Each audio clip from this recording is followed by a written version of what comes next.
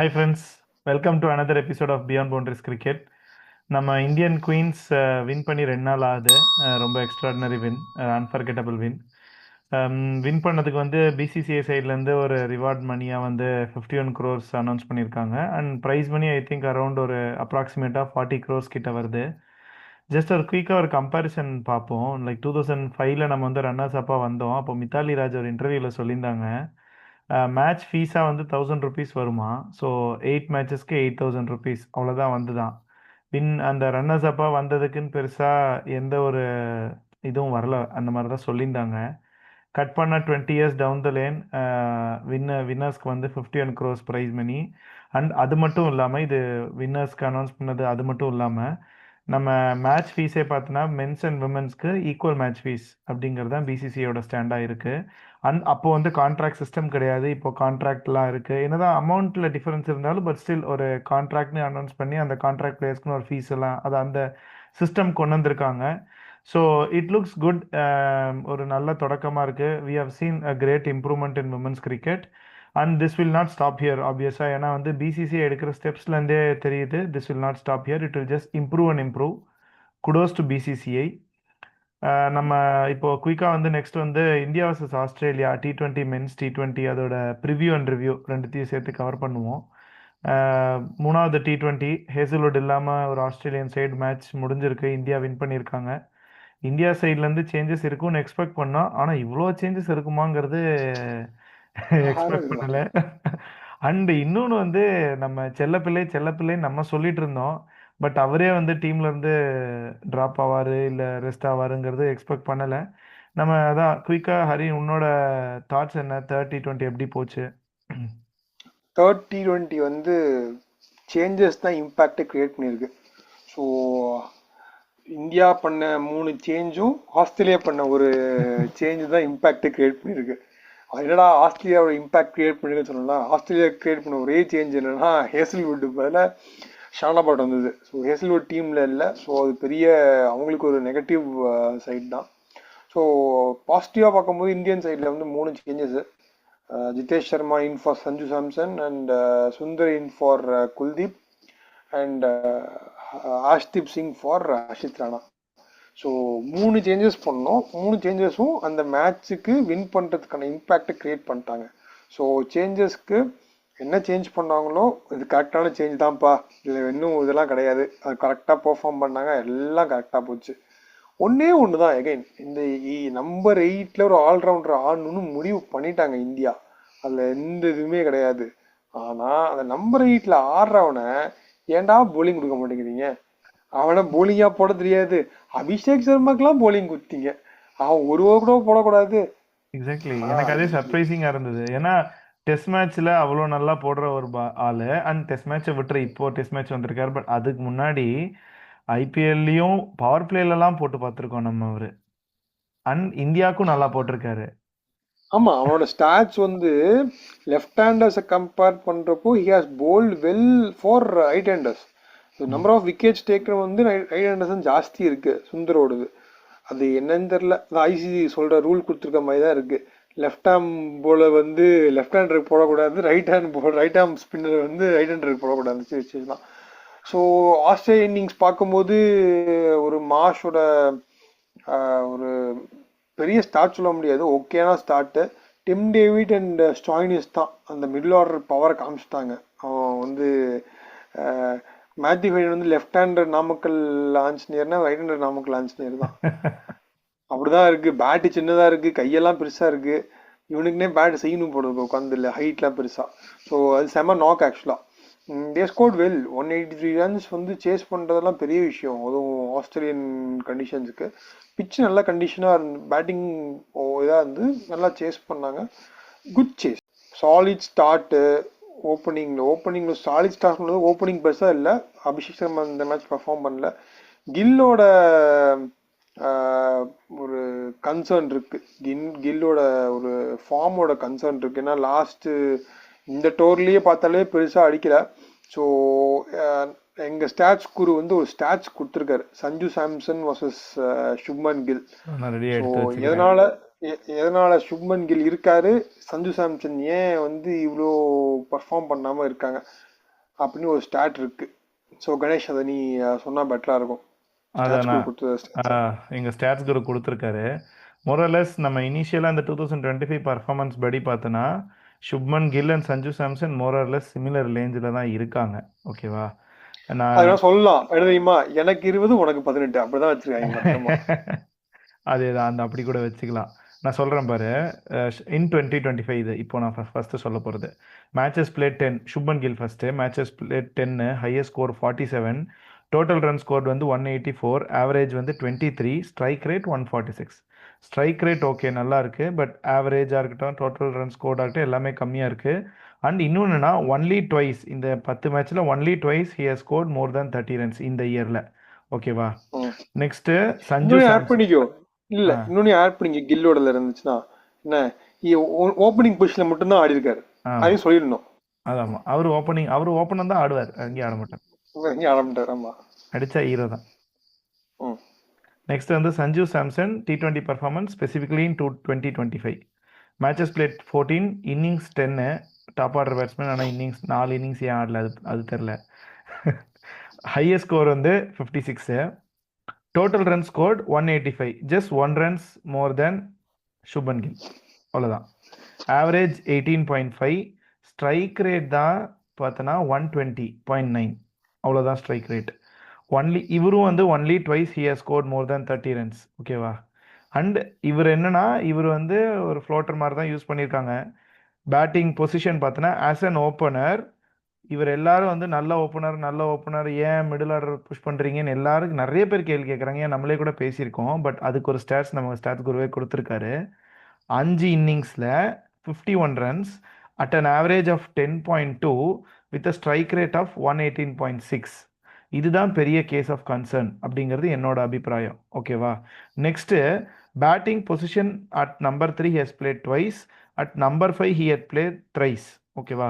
Run scored 134, average 26.8, strike rate again 121.8. So Sanju சாம்சனோட concern இதுதான், consistency இல்லை. அண்ட் நம்ம இன்னொன்று நான் குயிக்காக சொல்கிறேன். ஓவரால் ஸ்டாட்ஸ் சஞ்சு சாம்சன் பார்ப்போம். ஆஸ் அன் ஓப்பனர் ஓவரால் வந்து 17 இன்னிங்ஸில் வந்து 552 runs at an average of 32.63 and strike rate of 178 அடிச்சிருக்காரு. இதுவே எதனாலனா அந்த சவுத் ஆப்பிரிக்கா சீரீஸ் அந்த 2024 ஓரளவுக்கு நல்லா ஆடிட்டு இருந்தார்ல ஆஸ் அன் ஓப்பனர், அதனால தான். அது இல்லைன்னா அதுக்கு முன்னாடியே நிறையா வந்து 1 down ஆர் 2 downலாம் இறங்கியிருக்காரு. When he was not so consistent. Talent இருக்கிற பேர் ஏன் ஆடல நம்மளே கூட யோசிச்சிருக்கோம். அப்படி இருக்கிறதுக்கு ஒரு ஸ்டாட்ஸ் 26 இன்னிங்ஸில் 473 runs at an average of 18.1 with a strike rate of 111. இதனால தான் கேப்டன் பேக்கிங் இருந்ததுனால தான் ஓப்பனராக ப்ரமோட் பண்ணாங்கங்கிறது என்னோட ஒப்பீனியன். அதில் he did well in 2024. But 2025 stats படி பார்த்தோன்னா அவர் ஓப்பனராகவும் பண்ணலை, மிடில் அவர் அதுக்கு முன்னாடி ஆடின பொசிஷன்ஸ்லையும் பண்ணல. எல்லாரும் சொல்கிறாங்க கௌதம் கம்பீர் வந்து சுப்மன் கில்லை ஒழுங்காக யூஸ் பண்ணல அப்படின்ற மாதிரிலாம் நிறைய பேர் சொல்கிறாங்க. பட் அப்படி இல்லை. அவர் வந்து ஓப்பனருக்கு முன்னாடியே 2 down 3 down 1 down எல்லாம் ஃப்ளோட்டராக ஆடி இருக்காரு. அங்கே இல்லைங்கிறதுனால தான் ஓப்பனராக பண்ணார். மறுபடியும் இப்போ கில்லை அகாமடேட் பண்ணாதான் இவரை கீழே இறக்கியிருக்காங்க, எல்லாருக்கும் தெரியும். But he has done it இந்த பாஸ்ட்டுங்கிறதுனால தான் பண்ணாங்க. எனக்கும் சாம்சன் ரொம்ப பிடிக்கும், ஐ லைக் ஹிம். இதனால நான் யாரும் என்ன நினைக்கிறேன்னா எனக்கு பிடிக்காதுல்ல, I like him very much, I want him in the team. But அவர் இந்தியாவுக்குன்னு சான்ஸ் கொடுக்குறப்போ அவரோட பர்ஃபார்மன்ஸ் பேசலை. ஐபிஎல்ல நல்லா பண்ணியிருக்காரு. ஐபிஎல் ஸ்டாட்ஸ் இப்போ வேண்டாங்கிறதுனால நான் எடுக்கல, நம்ம ஸ்டாட்ஸ் குரு அதையும் கொடுத்தாரு, வேண்டாங்கிறதுனால எடுக்கல. பட் அதை பார்த்தோன்னா he has done well in IPL. But இந்தியான்னு வரும்போது he has not shown the consistency. அதனால தான் ஜிதேஷ் சர்மா வந்திருக்காருங்கிறது நான் ஃபீல் பண்ணுறேன்.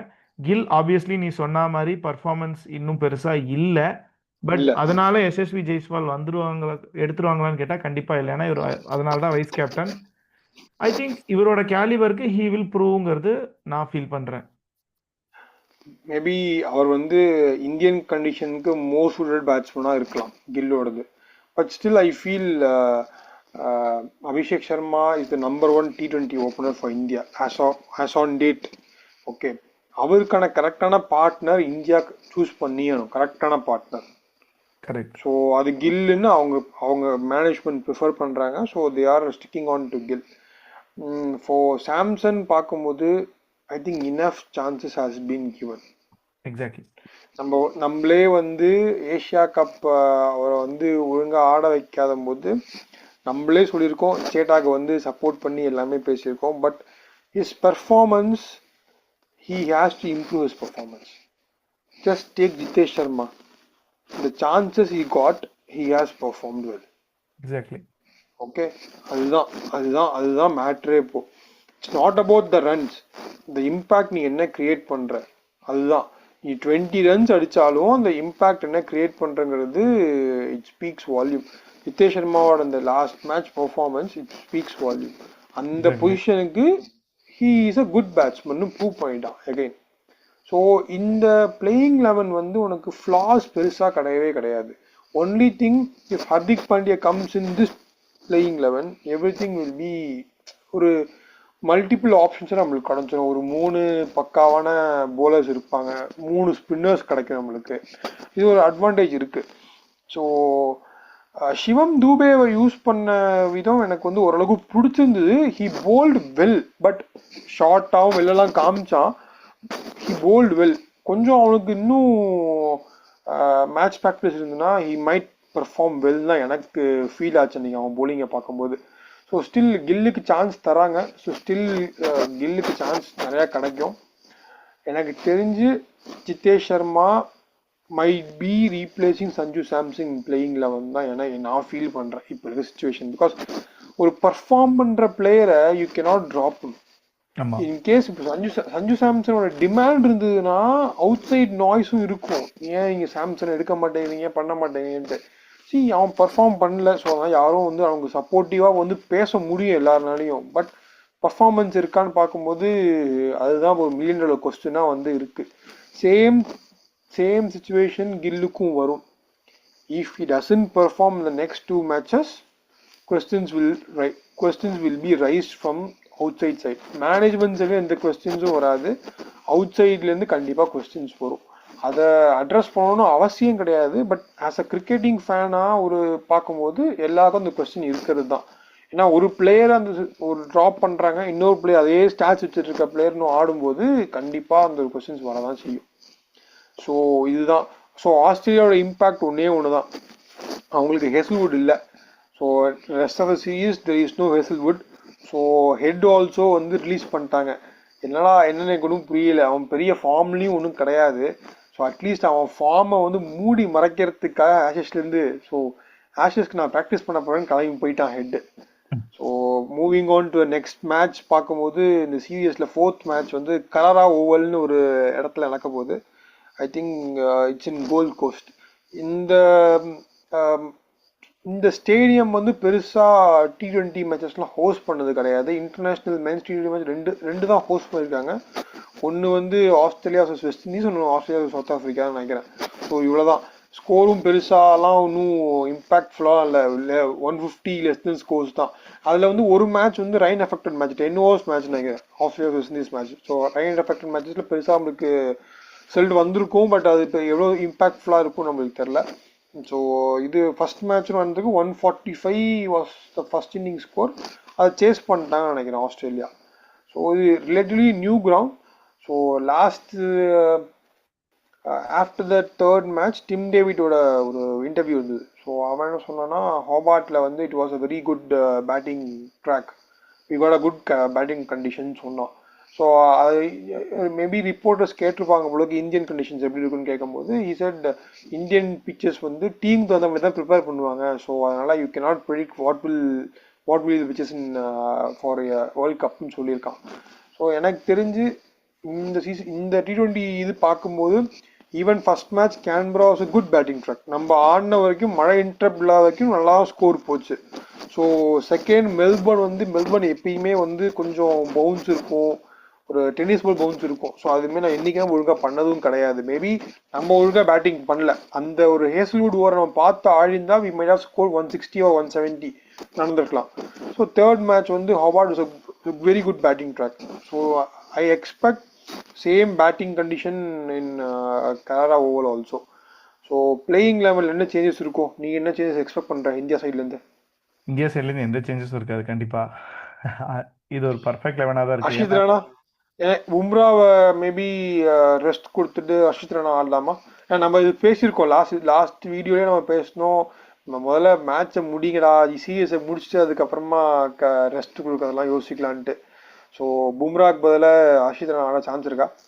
கண்டிப்பா இல்ல. பட் ஹர்ஷித் ராணாங்கிறதுனால மேபி சான்ஸ் இருக்கான்னு யோசிக்க தோணுது. பட் ஜோக்ஸ் அப்பார்ட் அது நடக்க வாய்ப்பு இல்லைங்கிற மாதிரி தான் தோணுது. என்னன்னா என் சைட்ல இருந்து என்னன்னா ஒரே ஒரு கோரிக்கை என்னன்னா, வாஷிங்டன் சுந்தர் ஆல்ரவுண்டர் ஆடுறான்னா பவுலிங் கொடுங்க. நல்லா பேட்டிங் ஆடுறான் ஓகே, பட் பவுலிங் கொடுங்க. பவுலிங் போடுவான் அவன், நல்ல பவுலர் அவன், நம்பி பவுலிங் கொடுங்க. அதுதான் நான் சொல்லுவேன். அதுதான் தட் எந்த சேஞ்சஸ் இருக்காது. ஆஸ்திரேலியா சைட்லேருந்து என்னன்னா ஜாம்பா ஸ்குவாட்ல வராரு, ஸோ ஹில் வாக் இன். என்னதான் குன்மன் நல்லா போட்டிருந்தாலும் ஐ திங்க் மேனேஜ்மெண்ட் அவங்க சொல்லியிருப்பாங்கன்னு தான் தோணுது. தம்பி ஜாம்பா வந்தாருன்னா hill walk in. So because ஒரு ரீசன் இருக்கு. நீ சொன்ன மாதிரி ஜாம்பா ஆடுற சான்சஸ் என்னன்னா, பீயிங் ஹேசல்வுட் நாட் அவைலபிள், அவங்க வந்து இதுலயாச்சும் ஆக்சுவலா வந்து அவங்க இது பண்ணணும். ஸோ அதுதான் புரியுது. ஆமா, உன்னோட நீ என்ன ஃபீல் பண்ற, எப்படி இருக்கும் உன்னோட பிளேயிங் 11? ஏன் பிளேயிங் 11 இந்தியாவுக்கு சேஞ்சஸ் இருக்காது. ஸோ இந்தியா இப்படியே தான் ஆடணும். சேஞ்சஸ்ன்னு ப்ரிஃபர் பண்ணாங்கன்னா, if they really feel Samson இன்னொரு சான்ஸ் தரலாம் அப்படின்னு ஃபீல் பண்ணாங்கன்னா, I might drop Tilak Varma and play Sanju Samson. But Tilak Varma அவன் வந்து ஹி ஹாஸ் டு பிளே, அது எதுவுமே கிடையாது. பிகாஸ் நான் ஏன் திலக் வர்மா ட்ராப்புன்னு இல்லை, திலக் வர்மாக்கு ரெஸ்ட்டு நான் சொல்கிறேன். திலக் வர்மாக்கு ரெஸ்ட்டு தான் சொல்கிறேன், ட்ராப்டு கிடையாது. ஸோ ஆல்ரெடி நம்மளுக்கு நிறைய மேபி இதையும் ட்ரை பண்ணலாம். இல்லைனா இப்போ என்னன்னா, இப்போ தூபேவை ட்ராப் பண்ண முடியாது. இந்த பிச்சு எப்படி இருக்குன்னு நம்மளுக்கு தெரியாது. தூபே வந்து அன்னைக்கு மேட்ச்க்கு நல்லா போட்டான், ரன்ஸ் போச்சு, பட் ஹி போல் சம்ம ஒரு ஃபியூ பால்ஸ் நல்லா போட்டான். ஸோ அதனால் எனக்கு தெரிஞ்சு சேஞ்சஸ் எதுவுமே இருக்காது. ஸோ ஆஸ்திரேலியாவில் ஒன்று எனக்கு தெரிஞ்சு ரெண்டு மூணு சேஞ்சஸ் இருக்கும். ஹெட்டுக்கு பதிலாக வந்து இந்த இவன் ஆடுவான், ஜாஸ் பிலிப்பே. ஆமாம், பிளேயிங்கில் சொல்லலாம், ஜாஸ் பிலிப்பே ஆடுவான். குன்னமன் பதிலாக I think Zampa will come in. I feel they might drop Bartlett and bring some, I think either Beardman or that guy, one more, Dawshes. They might consider it because Bartlett க்கு chance கொடுத்துறாங்க. So அதனால they might consider giving chance to another bowler. I think opening வந்து Matthew Shah ஆடுவான். ஆமா. So இதுதான். Match is going to start by 1:45 p.m. Indian Standard Time, November 6th actually match. It's going to be series வந்து யாரு upfront எடுக்க போறாங்கக்குள்ள match இன்ட்ரெஸ்டிங்காக இருக்கும். Let's hope for the best. So இந்த வீடியோ எண்டு பண்ணுறதுக்கு முன்னாடி ஒரு பிக் பேஷோட ஒரு என்ன ஒரு ஷாக்கிங் நியூஸ் சொல்லலாம். எல்லாருக்கும் ஒரு ஷாக்கர் தான். Ashwin is not going to play this season because of his knee injury. எல்லாரும் பெருசா like is going to play IL T20, big bash ஆட போறான், அதை ஆட போறான், இதை ஆட போறான்னு சொல்லி கடைசியில் அவன் எதுவுமே ஆடாம பண்ணிட்டாங்க இந்த வாட்டி. So you are not going to see Ashwin in any of this tournament this year. Let's wish him a speedy recovery. So Sydney Thunders ஃபேன்ஸ்க்குலாம் இந்த 99 ஜெர்சி அஸ்வினோட தரிசனம் கிடையாது இந்த வருஷம். ஸோ நெக்ஸ்ட் இயர் எல்லாம் பார்த்துக்கலாம், நெக்ஸ்ட் இயர் எப்படி போகுதுன்னு பார்ப்போம். ஸோ வாட் எவர் உங்கள் இந்த நெக்ஸ்ட் மேட்சோட ப்ரெடிக்ஷன்ஸ் என்ன இருக்கும், யார் வின் பண்ணுவாங்க, உங்களுக்கு ஏதாவது இருந்ததுன்னா கமெண்ட்டில் சொல்லுங்கள். தேங்க்ஸ் ஃபார் வாட்சிங் திஸ் வீடியோ.